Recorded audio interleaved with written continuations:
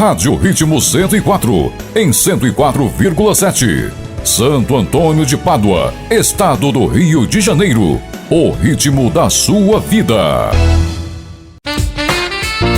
Consultório de Psicologia Clínica e Psicanálise do Dr. Alain de Aguiar Almeida. Agora num espaço mais amplo, acolhedor e reservado. Na rua Eugênio Leite Lima, número 100, na Climed, Centro de Pádua. Agende sua consulta presencial online de segunda a sexta-feira no WhatsApp ou nos telefones 99800-3231 e 3851-3480. Melhores e maiores informações no site www.alandeaguiar.com. Consultório de Psicologia Clínica e Psicanálise do Dr. Alain de Aguiar Almeida. Enxergue a vida com mais precisão e originalidade. Óticas Precisão. Há 40 anos desenvolvendo o prazer de ver a vida como ela é.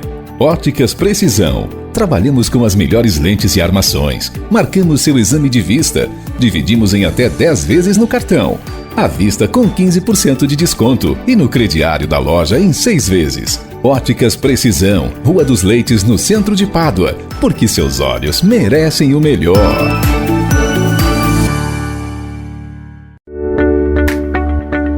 Bateu aquela fome? É só ligar que o restaurante Tempero Paduano entrega no seu endereço. Cardápios variados, comida caseira, sucos naturais, com precinho que cabe no seu bolso. Self-service à vontade com 2 pedaços de carne servindo uma vez. E quentinhas a partir de R$15. Chame no Zap e faça seu pedido. DDD 22 988 58 2301. Ou venha saborear conosco. Restaurante Tempero Paduano, no centro, ao lado do Banco do Brasil.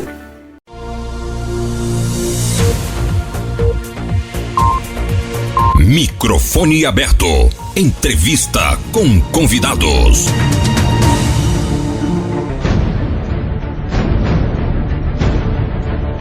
Olá, bom dia, ouvintes da Rádio Ritmo FM e Rádio Autenticidade. Está entrando no ar mais uma edição do programa Microfone Aberto.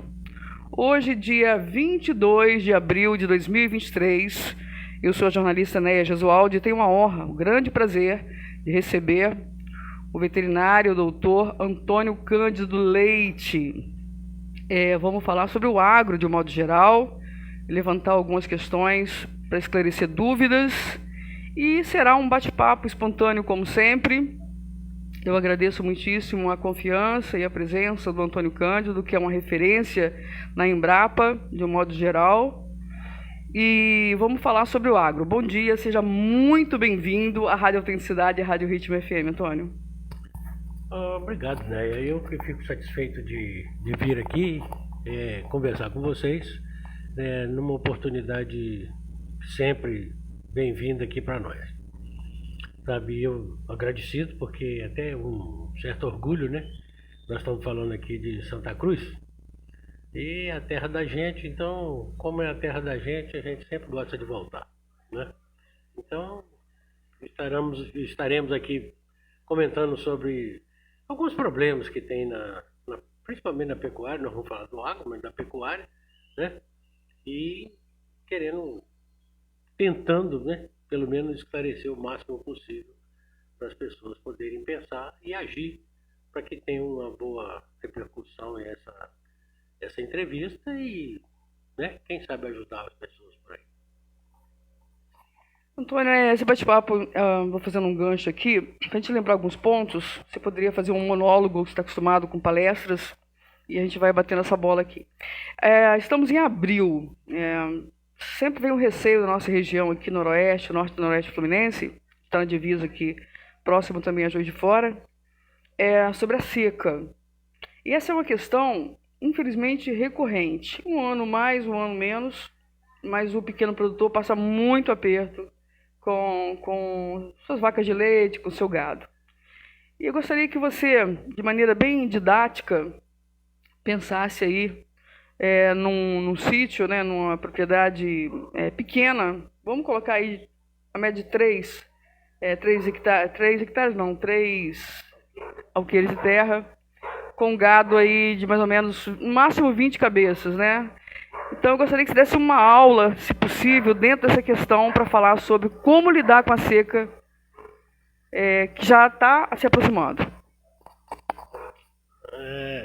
Neia, na verdade a seca não está se aproximando, ela já está aí, entendeu? Então, e como você falou, isso é uma coisa recorrente, mas, por outro lado, olha só, as coisas têm evoluído bastante e a gente já percebe que tem uma preocupação maior com essa parte da alimentação, porque eu diria para você o seguinte, que numa propriedade não importa o tamanho dela não. Nós estamos falando aqui em propriedades pequenas, mas vamos tornar as propriedades pequenas grandes, né? Isso aí é outro conceito que, se a gente lembrar, depois a gente conversa, é que as pessoas ficam realmente preocupadas daqui para frente, né? Quando chega maio, começa a ter poeira na estrada, só poeira, porque não vai chover. Não vai chover, a temperatura baixa, o capim, a gente não respeita isso do capim. O capim ele tem um ciclo anual. Esse ciclo anual ele se perde agora, na seca. É onde o capim já vegetou, já cresceu, já deu o que tinha que dar a partir de novembro com a chuva, já deu semente. Quando ele deu semente, aí ele começa a secar. Quando ele seca dessa maneira, é porque já passou esse ciclo, né? Então, eu já tive até outras oportunidades de falar isso aqui, que a gente pensa errado. A gente tem que começar a pensar em novembro, quando a gente vai fazer a comida da seca, né? E como eu disse, hoje já está bem mais evoluído essa questão, as pessoas já estão se prevenindo um pouco mais, né? Aí a Neia logo no início comentou uma coisa que de fato acontece, que ela falou que aqui no Noroeste tem esse problema, mas eu vou só corrigir uma coisinha, Neia, que não é no Noroeste, é no Brasil inteiro, né? A não ser aquelas propriedades que já têm algum avanço, como eu disse, tem mais propriedades já preocupadas com isso, então querendo fazer uma coisa, um benefício maior para os seus animais. Lógico, porque eu vou fazer a afirmação novamente aqui. A alimentação, principalmente a alimentação volumosa. O que é alimentação volumosa? É aquilo que se planta, é o capim, é a cana, é o milho, isso que é alimentação volumosa. E a concentrada é a ração que a gente pode adquirir em qualquer lugar, mas a volumosa a gente tem que produzir, né? E essa daí a gente tem que começar a preocupar isso no início da chuva, para que eu possa ter essa alimentação na seca, né?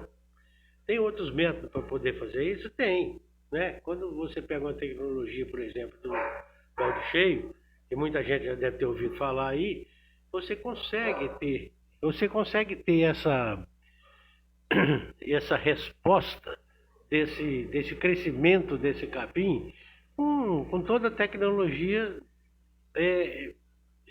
recomendada pelo balde cheio, né? Mas eu acho bastante importante, se tudo que você puder conseguir em termos de conservação disso nesse período da seca. Você só consegue ter um alimento de boa qualidade se você, igual o capim. Aí o camarada tem uma capineira até boa, bem arrumada e tudo assim, só que ele vai cortando o capim todo dia. Quando vai chegando para final de abril, maio, esse capim ele amadurece. Aí ele começa a perder as propriedades nutritivas dele, né? Então o que seria o ideal para isso? Eu ficar preocupada logo no início das chuvas, para o capim crescer, e eu ter uma oportunidade de cortar esse capim e fazer, por exemplo, uma silagem dele, né? Por quê? Porque eu vou cortar o capim todo numa época só, quando ele está muito bem, quando ele tem todos os nutrientes que a gente precisa, né? Aquilo, nutriente é o que vai nutrir os animais, vai matar a fome, vai alimentar esses animais, né? Aí eu posso concentrar isso durante esse período para que na seca eu tenha ele nessa formação. Uma outra forma de se fazer isso é com a cana. A grande vantagem da cana é que ela está madura exatamente no período da seca, né? apesar da mão de obra grande que ela dá, e é grande, ela é uma boa opção para essa alimentação nesse período da seca. Entendeu? Então, isso aí é uma situação em que a gente sempre deve perseguir, né?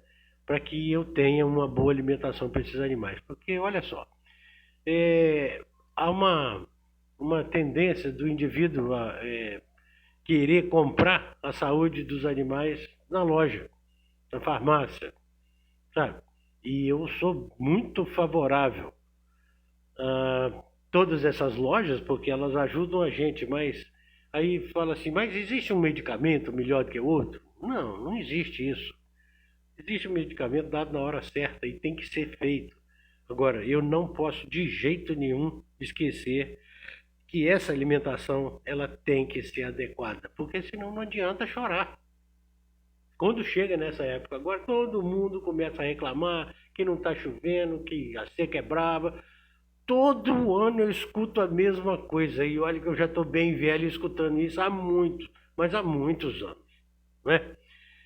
Aí todo mundo fica muito animado, mas quando chega no período da chuva lá embaixo, ninguém se preocupa com isso. Aí ele começa a reclamar que está chovendo demais. Tem barro demais e assim por diante. E é verdade isso, tem mesmo. Só que se eu não fizer alguma coisa para que eu tenha essa alimentação no final, no início da seca, eu vou ter o animal, sabe? Ele vai estar prejudicado. Cai a produção, né? Então, o que acontece normalmente? Que é muito comum a gente ver aí. O sujeito produz muito na época das águas, porque o capim está muito bom para o boi, e eu queria que vocês prestassem atenção nisso. O capim está muito bom na época das águas, não é? Aí quando chega na seca, a minha produção cai, não cai? Cai por quê? Porque o capim não está muito bom na época da seca. Quando tem, né? Quando tem, porque todo mundo passa aperto nessa época se você não se previne.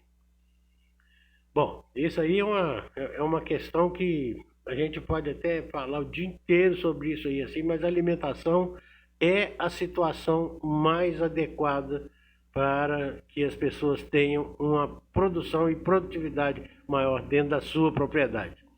Então é muito interessante aqui essa conversa nossa, porque quando a gente fala isso, fala sobre pequeno produtor de 3, 4 alqueires de terra, mas eu não penso assim não. Eu acho que pequeno e grande produtor é de acordo com o que a propriedade dele está sendo tratada.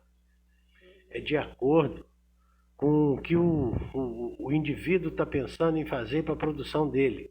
Então, o sujeito pode ter uma propriedade pequenininha e ser um grande produtor. Ele começa a ser um grande produtor, por exemplo, quando ele fica preocupado no início da seca de fazer uma alimentação prevendo, no início da seca, não, desculpa, no início das águas, para ele fazer uma alimentação para que quando chegar a seca e o início da seca, ele não está lamentando aí porque ele foi pego desprevenido, como eu ouvi uma vez aqui. Aqui mesmo em Santa Cruz, eu vi uma pessoa falando assim, rapaz, a seca me pegou desprevenido. Eu falei, como? Como se ela te pegou desprevenido se todo ano é a mesma coisa? Então não pegou você desprevenido. Você que não foi previdente o suficiente para pensar que você ia precisar da alimentação na época da seca. Então isso é fundamental. É você fazer uma programação dentro da sua propriedade. Eu até passeio aqui o carro na frente dos bois, porque eu deveria ter comentado uma outra coisa muito importante para vocês, que ninguém...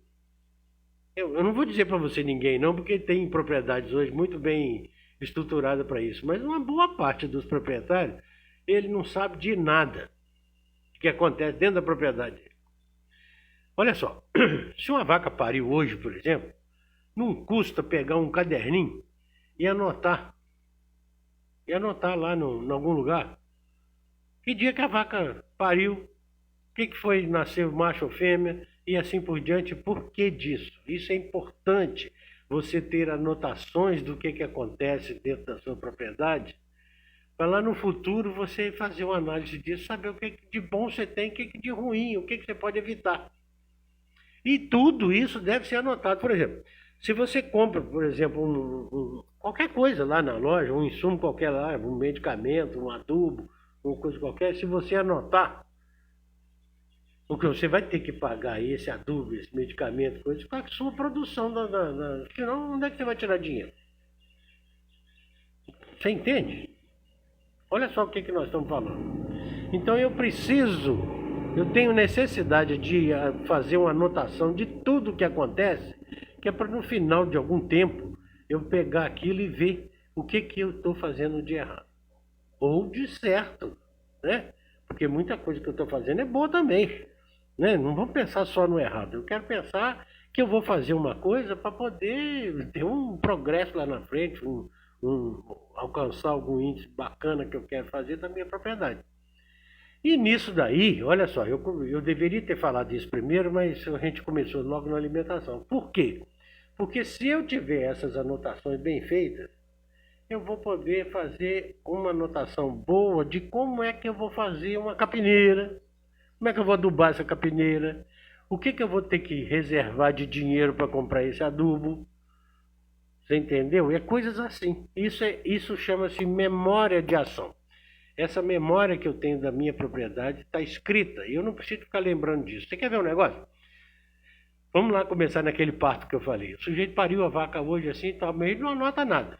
Daqui a 3 meses, a vaca dele lá, a fumacinha lá, pariu no dia 22 de abril. Mas daqui a 3 meses alguém fala assim, mas peraí, quando é que essa vaca pariu? Ah, foi em abril. Tá, mas que dia? Uma coisa é ela parir no dia 1º de abril e outra no dia 22 de abril. 1º de abril pode ser até uma mentira, né? Não deveria. Vamos botar dia 2 de abril. Qual a importância dessa exatidão na data? Por quê? Porque veja bem uma coisa. Qual que é o objetivo maior de um produtor de leite, por exemplo? É que ele tenha a vaca dele gestante. Então, 20 dias de uma vaca só não quer dizer nada. Mas vamos supor que você tenha 10 vacas e você perde 20 dias de 10 vacas. Quantos dias você está perdendo de uma vaca, se você raciocinar disso? São 200 dias. 20 vezes 10 dá 200. Entendeu? Então, isso é importante você saber. Por quê? Porque eu posso tomar atitudes, principalmente com alimentação, para quanto mais cedo essa vaca ficar prenha de novo, mais cedo ela vai parir de novo. Aí eu vou ter mais bezerro, mais vacas, e as coisas assim por diante, entendeu? Então eu tenho que cuidar, principalmente da alimentação desses animais, e depois nós vamos falar um pouquinho da saúde. Você tocou num ponto, aliás, todos os pontos são importantíssimos, mas em particular eu tenho essa dúvida e não sei exatamente, não conheço esse ciclo. A partir do momento que a vaca tem lá o seu bezerrinho, como contar exatamente para não perder esse ciclo de produtividade e de prenhez novamente? Você pode pontuar isso? Olha só, é interessante essa pergunta dela, porque eu acho que ela dá oportunidade para a gente esclarecer muita coisa. Veja bem uma coisa. Tecnicamente, para eu ter uma propriedade que tenha uma coisa rentável, em termos aí de leite, por exemplo. De corte também, mas é um pouco diferente. Mas vamos no leite aqui, que a nossa região é para isso.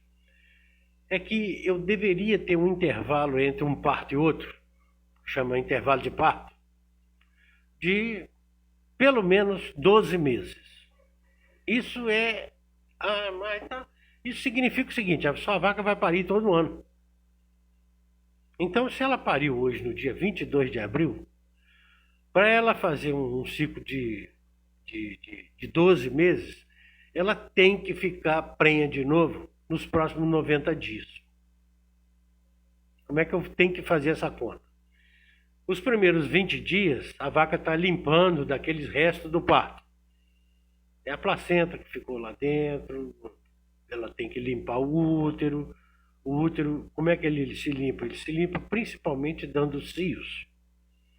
Se você observar direitinho, uma vaca pariu, aí fica ali aquele corrimento normalmente amarronzado e às vezes até tem um mau cheirozinho. Se ela for dando cio, ela mesmo se limpa. Alguns casos são mais graves, precisam de tratamento, mas de um modo geral, 95% dos partos, eles vão se limpar. Lá pelo 15º dia tem um corrimento maior ali. Significa que essa vaca está dando cio. Esse cio não é fértil, nem o touro olha para aquilo. Entendeu? Mas é um cio.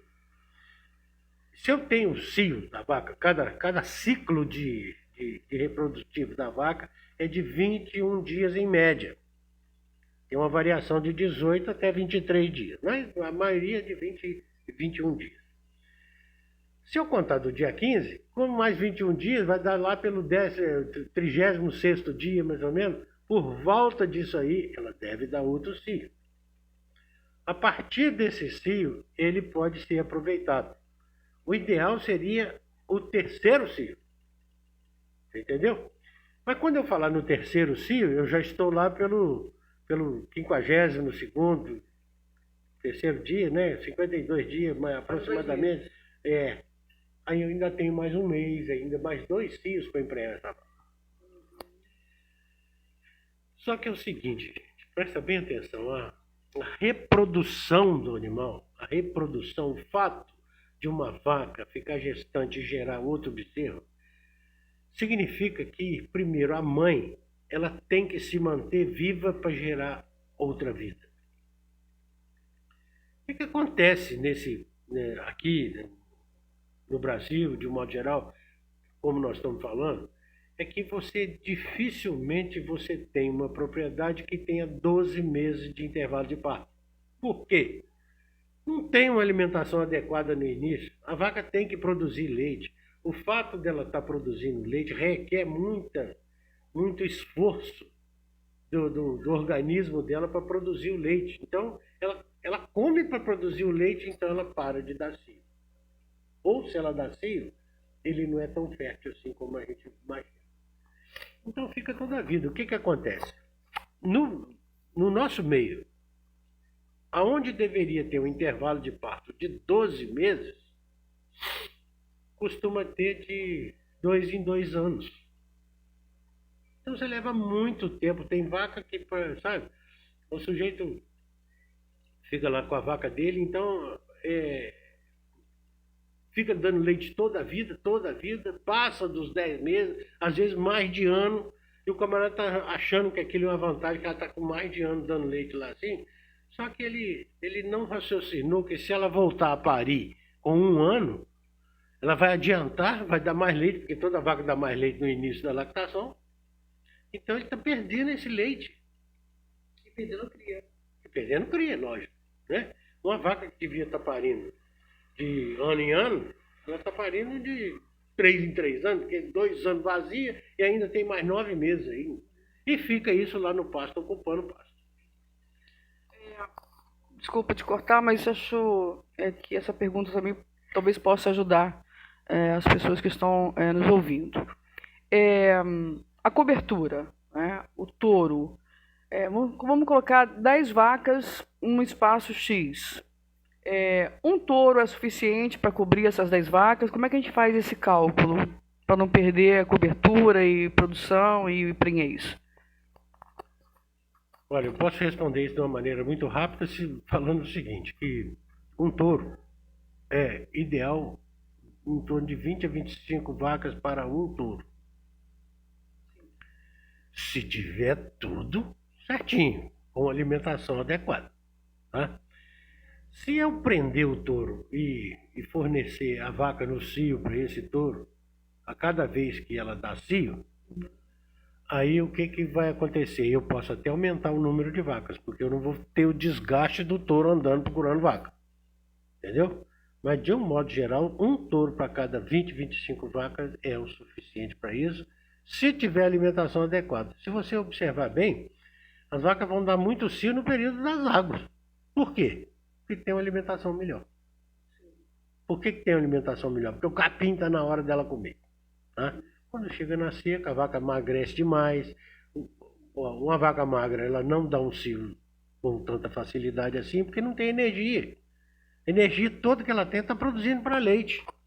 É o que interessa para o produtor, mas ele não faz conta depois, entendeu? Isso é uma preocupação muito grande da gente querer que os animais sejam tratados adequadamente para você ter aquela resposta que você precisa. Entendeu? Então, essa relação ideal seria isso, um touro para cada 20, 25 vacas. Então foi uma pergunta bem pontual também.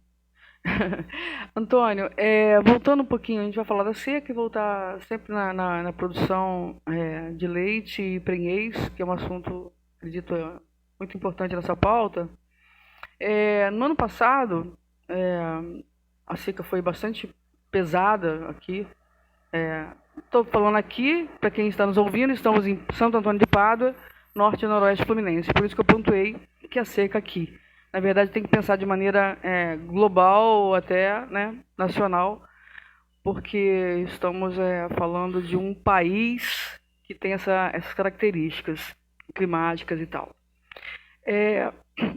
Quando a seca apertou, entenda-se aqui, por exemplo, junho, julho, a gente corria para as agropecuárias para comprar o fubá,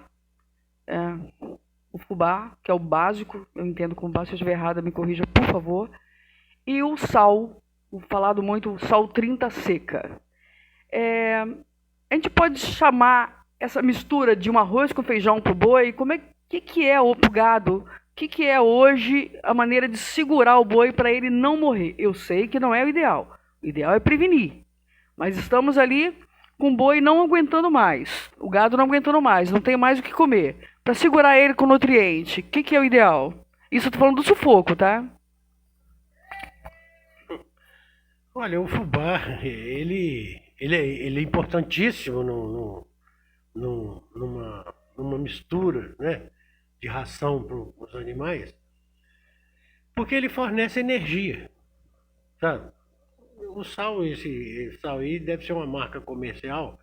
É interessante que as pessoas deem sal mineral, não importa qual marca que né? Tem que escolher a marca que mais satisfez a sua necessidade lá no campo, mas o sal aí não tem importância muito disso não. Porque na verdade, olha só, quando tem esse período de seca, que é muito interessante o seu comentário que o ano passado a seca foi ruim, eu quero que você preste atenção no que você falou, que o ano que vem, quando a gente voltar aqui, você está falando a mesma coisa do ano 2023. Sim. Você vai falar a mesma coisa, porque isso eu escuto todos os anos que eu comecei a pensar nesse negócio da minha vida. Entendeu? Então é crônico essa coisa. A seca é sempre brava. A seca é sempre brava. O camarada esquece, aí ele acha que a seca do ano passado foi a pior. Mas a de 2021 foi tão ruim quanto a do ano passado, eu garanto para você. Eu vou garantir isso para você, sabe por quê? Porque o índice pluviométrico, quer dizer, a quantidade de chuva que caiu, ela é igual para todos os anos. Sim. Pode ter uma distribuição diferente, mas é igual. Então não é falta disso não. Então toda seca é ruim. Mas o fato é isso que eu estava falando. Olha só. Quando eu não me previno fazendo comida volumosa para os animais, eu vou cair naquele negócio de querer comprar na agropecuária a comida. Aí eu vou comprar fubá, tá certo. Caro, né? Aí fica muito caro. E é mesmo o fubá, a soja, né? Porque eu vou dar o fubá que é muito rico em energia, vou dar a soja que é muito rico em proteína, só que eu vou dar meu dinheiro também para lá. Sem retorno. Porque o animal não come o suficiente, ele vai ter que comer. A comida volumosa que ele está comendo é da pior qualidade. Tanto faz ele estar passando no pasto, como eu estou picando bambu para ele. Bambu é modo de dizer, o napier velho, que é quase a mesma coisa do bambu. Entendeu? Então, isso aí é um complicador enorme.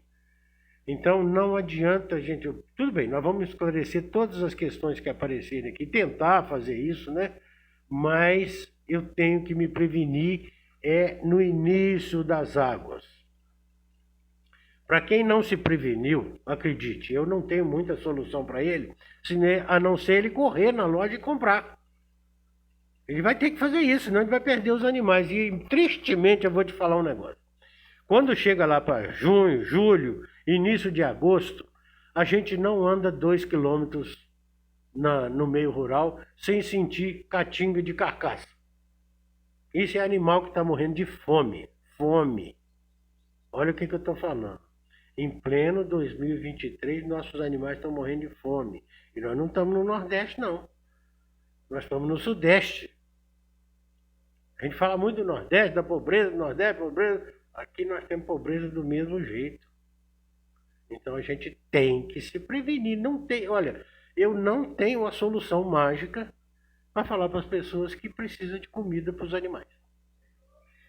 A realidade é dura, mas é essa, né, Antônio?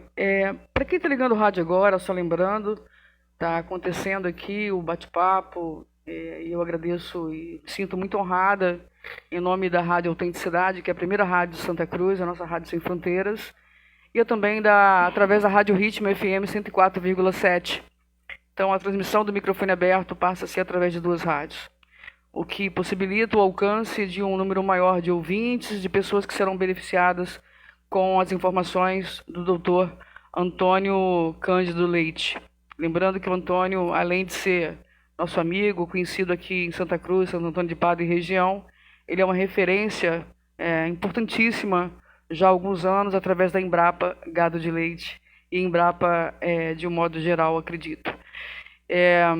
Antônio, em relação ao número ideal, se é que se pode dizer assim, tudo que eu digo né, com ressalvas, porque aqui o especialista é você. E eu me coloco como pessoa leiga, de fato, porque a minha dúvida pode ser a dúvida do ouvinte e assim por diante. Nunca vou conseguir alcançar todas as dúvidas, com todas as perguntas, né? Lógico, e o espaço nem daria. Mas, imaginando o tamanho X de uma propriedade, que eu vou deixar você sugerir, qual seria o número ideal, a quantidade ideal de gado para, entre aspas, suportar a seca, mesmo com todo esse cuidado que você falou de alimentação? Porque, acredito, não adiantaria nada a gente ter todo cuidado com a alimentação se a gente não conseguir manter essa alimentação na seca. Então, pasto rasteiro, ou pasto com qualidade X de capim, qual seria aí o equilíbrio entre quantidade de gado para determinada área? Olha, é interessante a pergunta, porque isso teria 2 respostas, na seca e nas águas. O que acontece?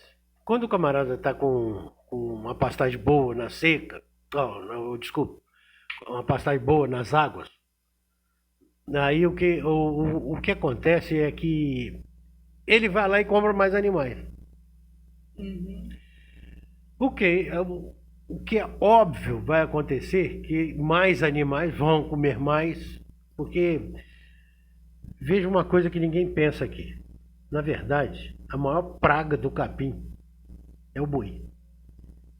Não tem praga maior do capim do que o boi, porque ele come o capim e ainda pisa nele com 4 patas. Então é uma praga isso para o capim. Se eu tenho um crescimento da minha pastagem, mas eu tenho um crescimento dos animais que eu ponho lá, quando começar o início da seca, começa a emagrecer todo mundo junto. A relação que tem, olha só, para cada alqueire de terra aqui dessa região, é 4,8 hectares. Vamos falar em alqueire, que é mais fácil? É alqueire, eu sei. Então, mas eu tenho que falar em hectare, porque é mais fácil o raciocínio, por quê? Correto. Para eu manter o animal dentro de 1 hectare por ano, eu preciso de 0,3 animais por hectare. Então, num alqueire de terra, eu devo no máximo botar 3 animais. Nossa. Aqui está super lotado, então. Então está super lotado. Tanto é que olha em volta para você ver que não tem capim. Já no início da seca já não tem capim. O que acontece? Ele aumenta muito o número de animais nas águas e não vende esses animais, porque quando começa a seca a aparecer, esses animais começam a emagrecer, o valor dele vai lá embaixo e ele prefere conservar esses animais. Às vezes é mais interessante ele perder um pouco de dinheiro na venda desses animais do que perder todos. Então, se você não tem capim suficiente, é melhor você diminuir o número de animais. Você vai ter uma produção melhor lá no Estamos passando por isso nesse momento, né? Há uma quantidade enorme de oferta, né? Pessoas querendo vender, o preço caiu em relação ao ano passado, né? Aqui na região, e o pasto começa a ficar apertado. Então, assim, é uma matemática muito negativa, é uma situação completamente negativa para o produtor, que já é, entre aspas, pequeno, vai ficar menor ainda, porque vai ter esse gasto todo para tentar salvar os animais. Recapitulando, só que agora voltando com um olhar mais para a capineira. Né? O tamanho ideal de uma capineira, na proporção do gado, para a gente segurar essa seca. Olha, eu vou te falar da seguinte maneira. Capineira, por ser capineira, para ser cortada como capineira, fica muito difícil você fazer o que é ideal, porque se você for cortar capim todo dia, você vai acabar cortando bambu para os animais, porque a capineira vai passar. Se você for passar em silagem, for pensar em silagem, aí muda um pouco, mas você tem que calcular da seguinte maneira.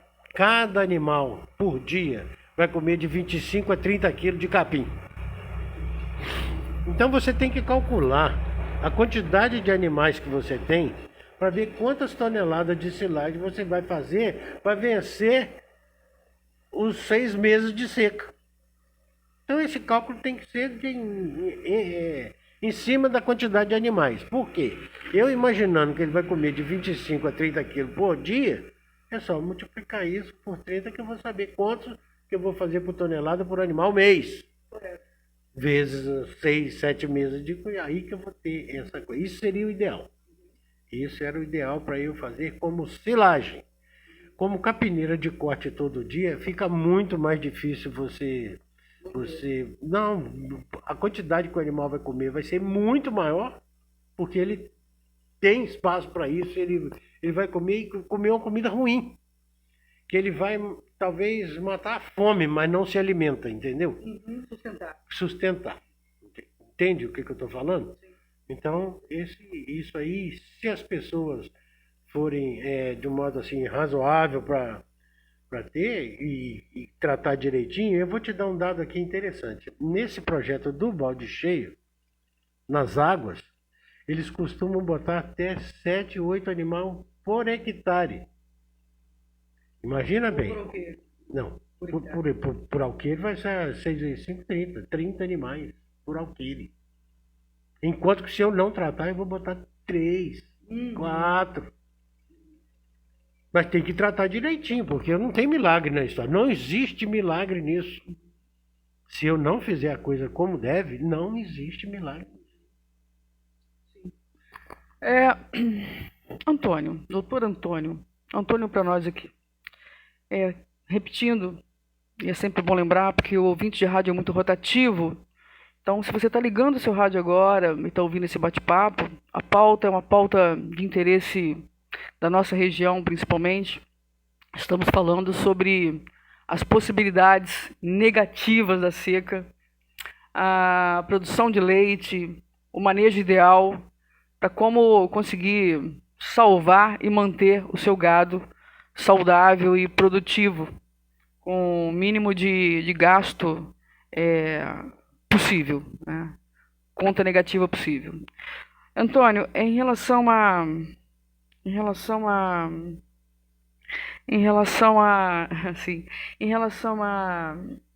ao cuidado, está muito claro. Há uma dúvida muito grande, talvez, eu estou falando por mim, e a minha pergunta pode ser a mesma dúvida do ouvinte. A gente não está aqui numa interatividade ao vivo, portanto, a gente não tem uma linha aberta nesse momento para que os ouvintes possam participar, o que seria ideal. E eu te faço a seguinte pergunta. A capineira, ela pode ser insuficiente porque ela não mantém, porque ela não sustenta e porque precisaria de um volume maior para um número maior de gado também. A silagem. Como preparar a silagem de forma ideal, sem que essa silagem seja também um gasto muito grande, com lona e tudo mais? Não tem jeito. Não tem jeito. Uma lona você vai ter que ter. Muda o tipo de silo, mas o mais barato ainda é com a lona. A lona é um gasto necessário, inevitável. Entendeu?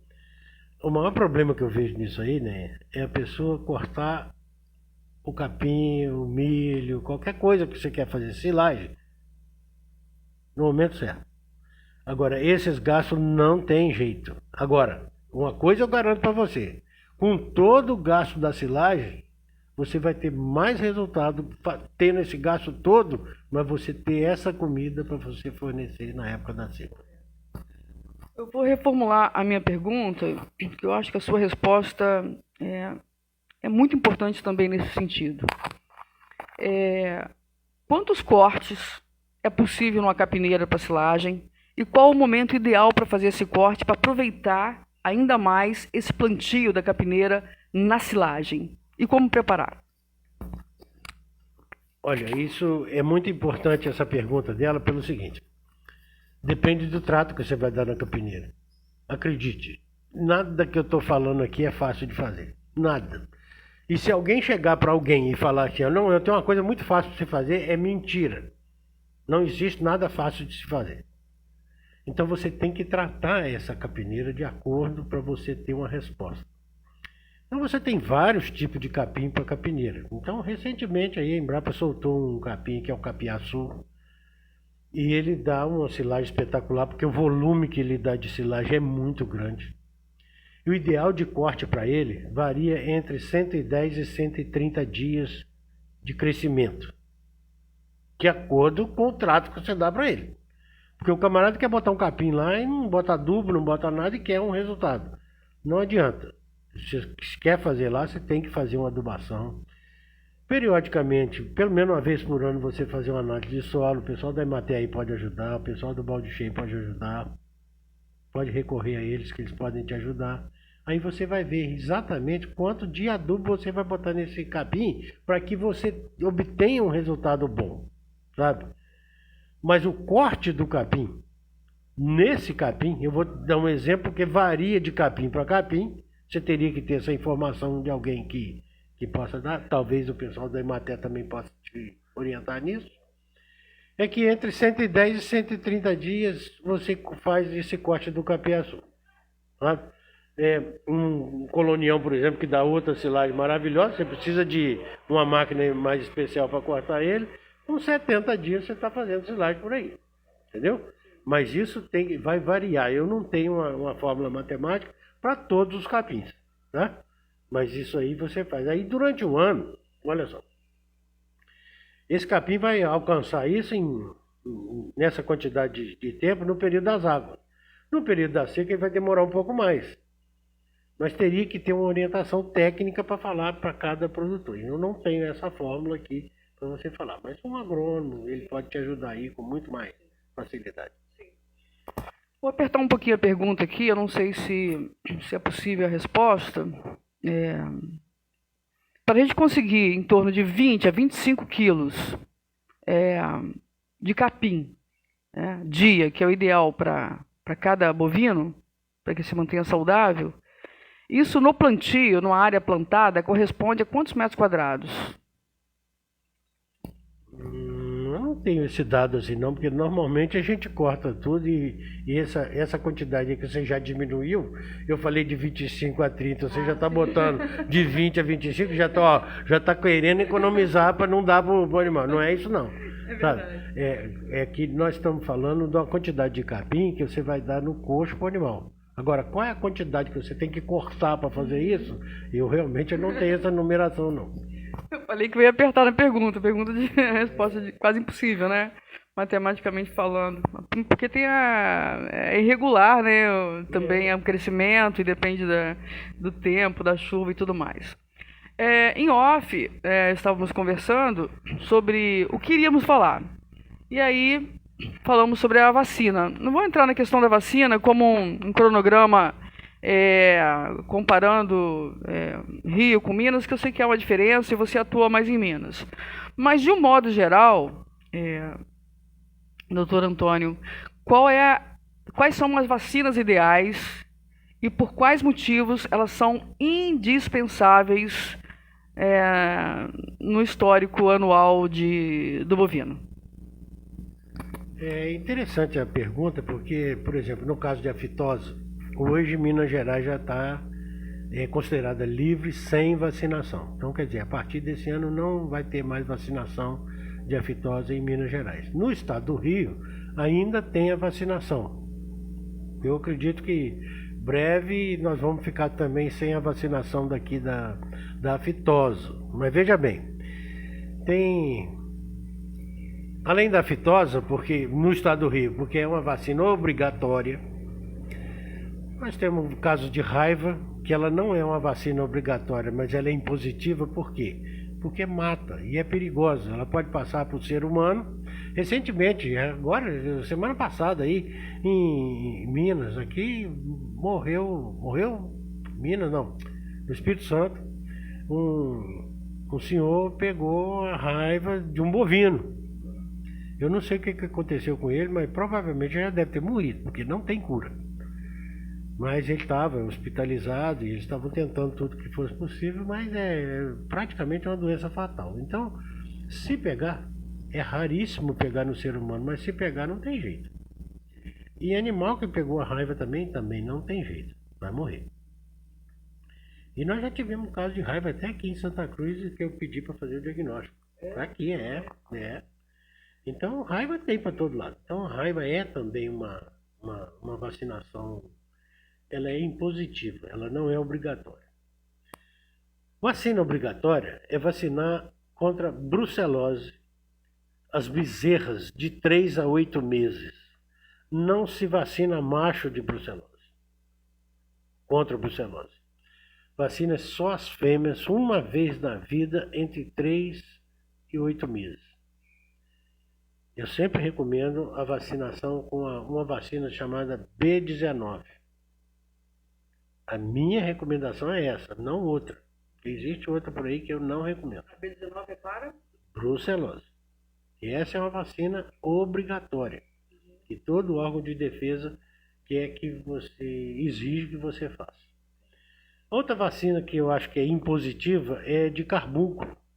Nós estamos numa região que o carbúnculo assola a região assim, sabe? Numa região que a gente chama de endêmica. Então, são doenças que matam os animais. Então, devem ser vacinados. A vacinação de carbúnculo, ela é de 4 em 4 meses, de 6 em 6 meses, dependendo da recomendação veterinária, para os animais pelo menos até 2 anos de idade, porque é uma doença de animal jovem. E de animal bem, ele tem que estar bem fisicamente para apresentar a doença. Animal magro não vai ter problema com o carbúnculo, que é a manqueira, a mesma manqueira. E engraçado que chegou um sujeito para mim e falou assim, não, então é só tirar a comida dos animais que não vai ter a doença. É verdade, não vai ter a doença, mas você também não vai ter nada com aquilo, né? Não vai ter dinheiro, não vai ganhar nada, né? Então, basicamente, essas 4 vacinas elas são as mais importantes na minha opinião. Podemos recapitular? Podemos. Quais são? É a vacina de aftosa aqui no estado do Rio, que ainda é obrigatória. A vacina contra a raiva, que é uma doença que é chamada de zoonose.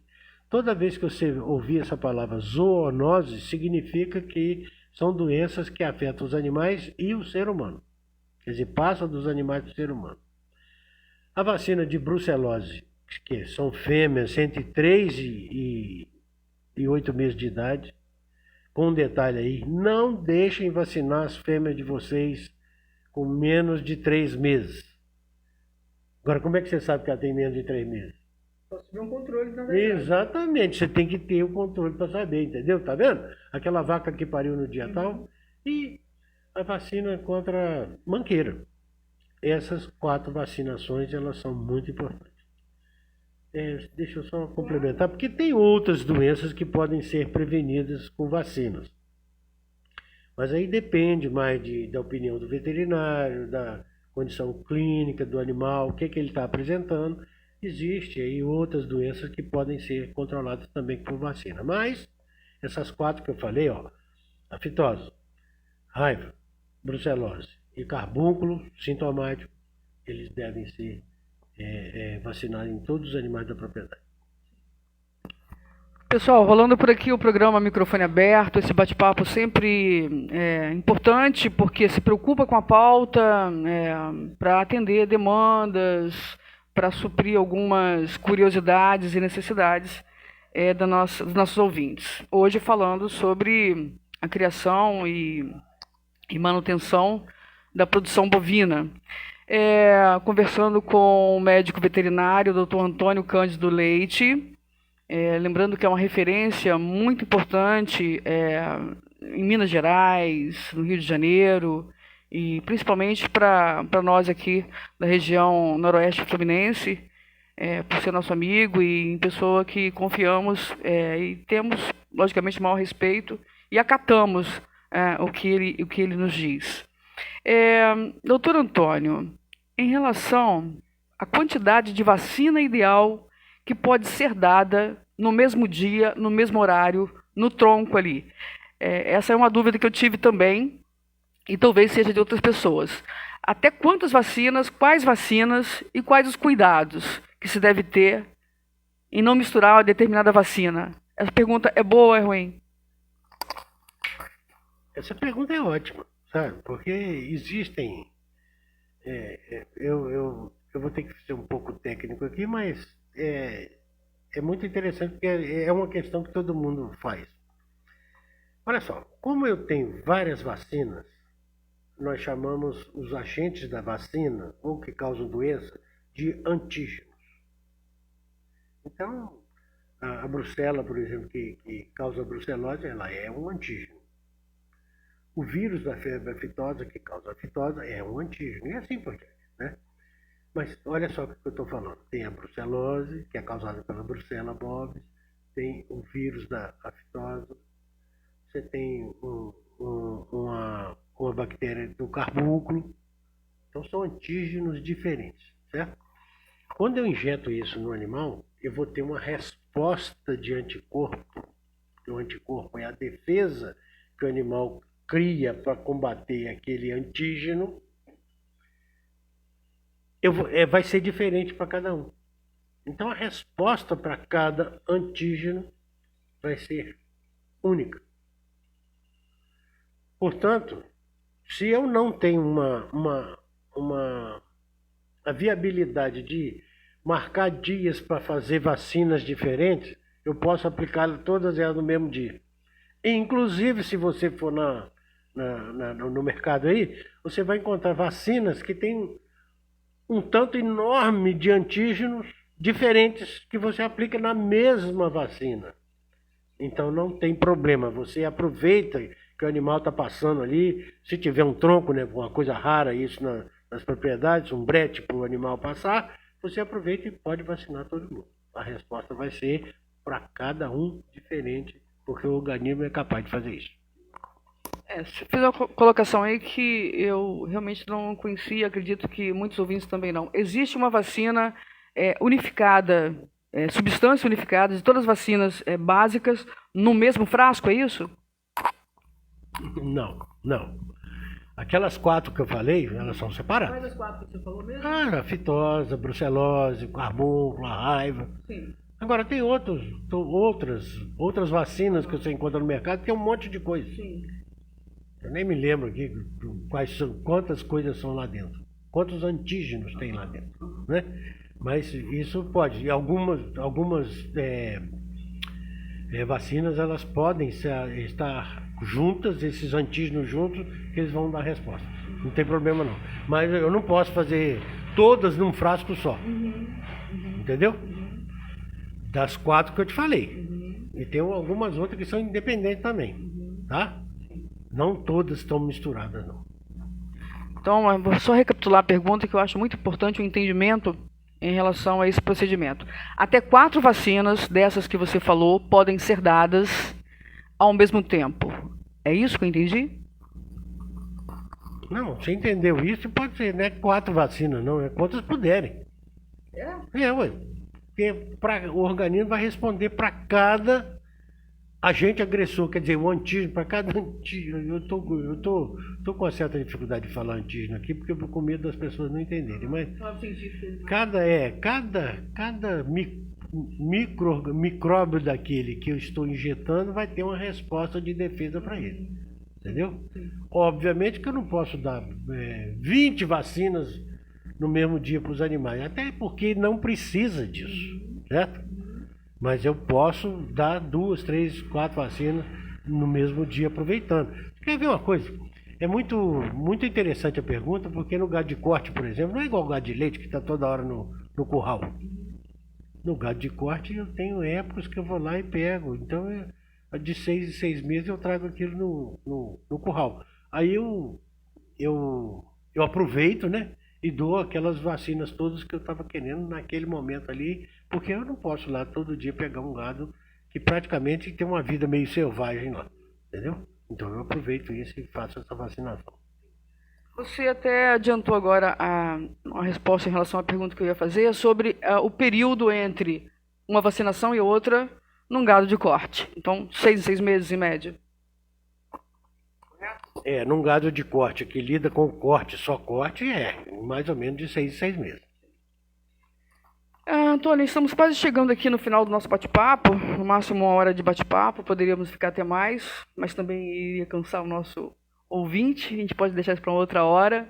Eu já agradeço muitíssimo, mais uma vez reforço aqui a alegria, o prazer de receber você, sabendo que a nossa rádio é uma rádio que está começando em Santa Cruz e tendo consciência de que também ela será transmitida através da Rádio Ritmo, e agradecer você por todo o incentivo, mesmo quando a rádio não existia, lá uns 15 anos lá atrás, 10 anos lá atrás, você já falava na Rádio Santa Cruz e eu achava impossível. Na era digital, estamos com essa possibilidade assinando aqui, e sem grandes pretensões, mas com muito carinho, muito amor, para que tenhamos uma voz mais ativa através das nossas fontes, como você, através de informações importantes para os nossos ouvintes. E uma alegria, de fato, receber você aqui, que é filho da terra, que também tem essa referência importante de conhecimento e que traz para todos nós. Ainda sobre a vacinação, uma outra dúvida que eu tenho e vou te perguntar em relação à manqueira. Na hora de dar a vacina manqueira, muitos falam, é só para bezerro. Isso é errado ou é certo? Não, isso é errado. Lembra que eu falei da manqueira, que os animais, dependendo da recomendação veterinária, pode ser de 4 em 4 meses, de 6 em 6 meses, depende da região. Reforçando a pergunta, porque essa dúvida... Sim, mas os animais até 2 anos de idade deveriam receber essa vacina. Entendeu? Até 2 anos, depois não é necessário. Depois não é necessário, não. Olha, eu já tive a oportunidade de ver manqueira em animal adulto, mas isso é raríssimo. Sabe? Existe a possibilidade? Existe, mas ela é muito pequena. Mas até 2 anos... Até 2 anos o gado está na média de quantas arrobas? Mas depende. Você tem comida ou não tem comida? Em média. Até 2 anos vai ter aí 8, 10 arrobas. Porque aí no olho fica mais fácil de ter lógico disso. Aqui na região, né? Sim. Mas tem lugar que com 10 meses tá com 15, 16 arrobas. Depende de comida. Tudo depende da comida. Reforçando a presença, e eu estou sempre repetindo, porque eu sei que o ouvinte de rádio é rotativo, então parece que eu estou sendo repetitiva, é proposital. O entrevistado de hoje é o médico veterinário, doutor Antônio Cândido Leite, falando sobre esse assunto recorrente, que é a seca, sobre o manejo correto do gado, seja ele de corte, seja ele a vaca de leite, enfim, para que a gente aprenda, e, sobretudo, tenha menos prejuízo no dia a dia. Antônio, saindo só um pouquinho do gado para o equino, que também é muito comum na nossa região. Tive a infelicidade, esses dias, de encontrar uma égua morta, aparentemente do nada. Estava gorda, bonita. Pode ser raiva, o que pode ser quando o animal, do nada, aparentemente do nada, aparece morto. Olha, equino não é muito a minha praia, não, sabe? Mas se o animal morreu de um dia para o outro, com certeza não é raiva. Com certeza. A raiva tem um progresso da doença, entendeu? O animal fica meio alterado, ele pode ter andar cambaleante, ele pode perder a mobilidade dos membros posteriores, ele deita e depois vai demorar de 8 até 12 dias para morrer. Então, de um dia para o outro é uma outra coisa. Talvez na sua época tenha tomado um susto, uma coisa qualquer assim. Um susto pensando na seca já futura. Não, mas ela ia se prevenir, que ela também já é esperta, ela sabe que a seca acontece diariamente, todo ano. Eu não sei quem tomou mais susto, a égua ou você também, né? Eu tomei um baita de um susto. Antônio, muito obrigada, chamando de Antônio aqui, porque é um amigo, mas respeitosamente um grande médico veterinário, doutor Antônio Cândido Leite. Muito, muito obrigada pela presença, por ter aceitado o convite. Demorou um pouquinho que você está em Minas, até te pegar aqui, literalmente em Santa Cruz, passando por aqui. Não foi tão fácil, mas eu espero que a gente tenha a alegria e o prazer de novamente sentar aqui, ou na Rádio Ritmo, aqui que eu falo na Rádio Autenticidade, para quem está nos ouvindo, né? Lembrando que é a primeira rádio de Santa Cruz. Olha só a honra e o prazer de ter esse médico veterinário na nossa Rádio Sem Fronteiras. Sem Fronteiras já não é nada humilde, né, Antônio? Eu espero que ela continue sem fronteiras assim, para alcançar cada vez mais, tá? Mas é muito interessante. Bom, então eu na verdade, eu gostaria de agradecer aqui a oportunidade de estar aqui, né? Sim. É sempre um prazer aqui, que a gente é daqui, gosta. E se você estiver mesmo animada, é só ter um pouco mais de paciência para eu poder chegar aqui, porque tem tempo que você está me chamando, né? Mas a oportunidade até que chegou. Ok.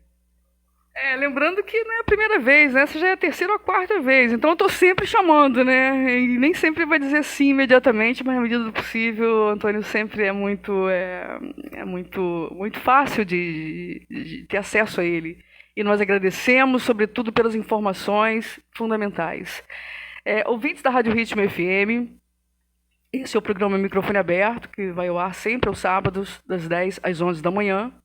Eu sou a jornalista Néia Gesualdi, com muito carinho, com muito respeito, com muito amor ao rádio, sobretudo, e às informações vindas exatamente da fonte correta para evitar fake news, evitar informações falsas, erradas, para informar bem os nossos ouvintes. Essa é uma preocupação sempre muito recorrente.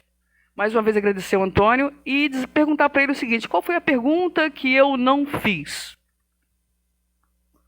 Nossa, você tá hoje sabe, tem tanta coisa perguntas que você não fez, que Não dá, você pergunta isso. Difícil a gente achar um assunto assim, mas sei lá. Dentro da pauta. Dentro da pauta não tem assim uma coisa tão exata do que você não fez, não, porque a gente tentou até, pelo próprio tempo, abarcar o máximo possível que a gente pudesse fazer, mas vamos deixar essas perguntas mais difíceis para outras vezes, porque você me pegou aqui de surpresa. Essa pergunta eu sempre faço, era até como uma brincadeira, né? Porque qual a pergunta que eu não fiz? Exatamente, foram tantas. É mais fácil dizer as que foram feitas. Mas, enfim, se você perdeu esse bate-papo e acha que perdeu, está muito enganado. Por quê? Vai continuar como um podcast para você acessar, ouvir de novo, compartilhar com seus amigos, falar para o seu tio, para o seu avô, para o seu pai, para as pessoas que não tiveram acesso a essas informações ficarem ainda mais bem informados e evitar aí na sua produção maiores prejuízos na criação de gado de corte e vaca leiteira. Lembrando que a referência, as informações são bebidas direto na fonte, através do médico veterinário Dr. Antônio Cândido Leite. Muito obrigada mais uma vez, ouvintes. Um bom final de semana. Até o próximo sábado, se Deus quiser, com mais uma pauta aqui no programa Microfone Aberto. Até lá. Tchau, tchau. Ótimo dia. Consultório de Psicologia Clínica e Psicanálise do Dr. Alain de Aguiar Almeida. Agora num espaço mais amplo, acolhedor e reservado. Na rua Eugênio Leite Lima, número 100, na Climed, Centro de Pádua. Agende sua consulta presencial online de segunda a sexta-feira no WhatsApp ou nos telefones 99800 3231 e 3851-3480. Melhores e maiores informações no site www.alandeaguiar.com. Consultório de Psicologia Clínica e Psicanálise do Dr. Alan de Aguiar Almeida. Enxergue a vida com mais precisão e originalidade. Óticas Precisão. Há 40 anos desenvolvendo o prazer de ver a vida como ela é. Óticas Precisão. Trabalhamos com as melhores lentes e armações. Marcamos seu exame de vista. Dividimos em até 10 vezes no cartão. À vista com 15% de desconto. E no crediário da loja em 6 vezes. Óticas Precisão. Rua dos Leites, no centro de Pádua. Porque seus olhos merecem o melhor.